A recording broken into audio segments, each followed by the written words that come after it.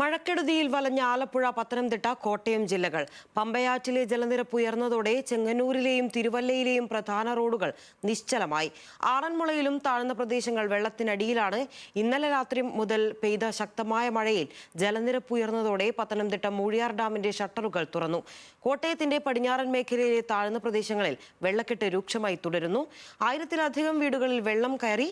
മീനച്ചിൽ, മണിമല ആറുകളിലെ ജലനിരപ്പ് അപകടനിലയ്ക്ക് മുകളിലെത്തി.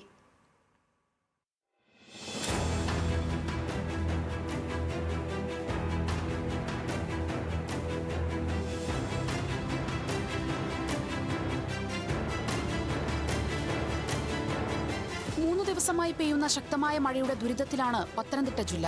തിരുവല്ലയിലും ആറന്മുളയിലും താഴ്ന്ന പ്രദേശങ്ങളെല്ലാം വെള്ളത്തിനടിയിലാണ്. ആറന്മുള ക്ഷേത്ര പരിസരത്ത് നിന്ന് മാത്രം 300-ലേറെ പേരെ സുരക്ഷിത സ്ഥാനങ്ങളിലേക്ക് മാറ്റി. ആറന്മുളയിൽ രക്ഷാപ്രവർത്തനത്തിനായി NDRF സംഘവും കൊല്ലത്ത് നിന്നുള്ള മത്സ്യത്തൊഴിലാളികളുടെ ബോട്ടുകളും രംഗത്തുണ്ട്.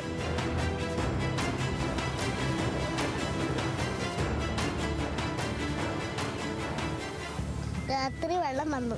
വെള്ളം വന്നപ്പോ എന്ത് ചെയ്ത്? പേടിച്ചാ? എന്ത് ചെയ്തപ്പം? അപ്പൊ പിന്നെ അമ്മയെടുത്ത് പറഞ്ഞോ?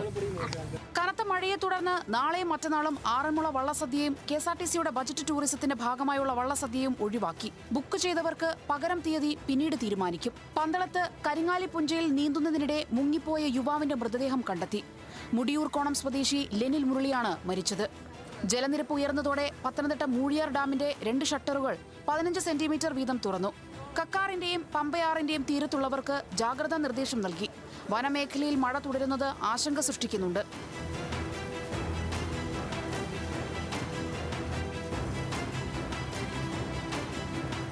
കോട്ടയം ജില്ലയിൽ കുമരകം, ചെങ്ങളം, ഇല്ലിക്കൽ, ഐമനം, താഴത്തങ്ങാടി, ആർപ്പൂക്കര മേഖലകളിൽ ദുരിതം തുടരുകയാണ്. പാലാ നഗരം വീണ്ടും വെള്ളത്തിലായി.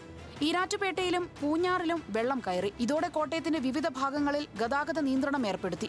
ആലപ്പുഴയുടെ അപ്പർ കുട്ടനാട് മേഖലകളിൽ ജലനിരപ്പ് ഉയരുകയാണ്. 2018-ന് ശേഷം ഇത്രയധികം വെള്ളം ഉയരുന്നത് ആദ്യമാണെന്ന് ജനങ്ങൾ പറയുന്നു.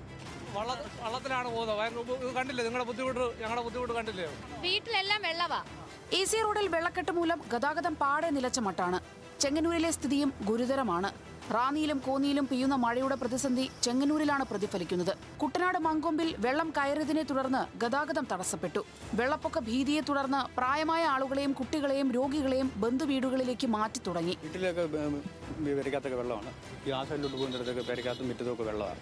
അങ്ങോട്ട് പോകുന്നിടത്തും വെള്ളം കൂടുതലാണ്. ഇന്നലത്തേക്ക് വെള്ളം കൂടുതലായിരുന്നു. എൻ്റെ അച്ഛനമ്മയൊക്കെ ചേട്ടൻ്റെ വീട്ടിൽ നിന്നിട്ട് കൊണ്ടാക്കിയായിരുന്നു ഞാൻ. അപ്പോൾ ഞാനും വൈഫും പിള്ളേരും ഉണ്ട് വീട്ടിൽ. ചെങ്ങന്നൂർ MC റോഡിലും വെള്ളക്കെട്ട് രൂക്ഷമാണ്. KSRTC ബസ്സുകളും ബ്രേക്ക് ഡൌൺ ആയി. മൂഴിയാർ ഡാമിൽ നിന്നുള്ള വെള്ളം കൂടിയെത്തുമ്പോൾ പ്രതിസന്ധി രൂക്ഷമാകുമോ എന്നാണ് ആശങ്ക. തോട്ടപ്പള്ളി സ്പിൽവേയിൽ ഒഴുക്ക് സുഗമമാക്കിയതും ഷട്ടറുകൾ നേരത്തെ തുറന്നതും പൊഴി മുറിഞ്ഞതും കുട്ടനാട്ടിൽ വെള്ളം കെട്ടിനിൽക്കുന്നത് തടയുന്നുണ്ട്. വിവിധ ബ്യൂറോകൾക്കൊപ്പം ന്യൂസ് ഡെസ്ക്, ന്യൂസ് മലയാളം.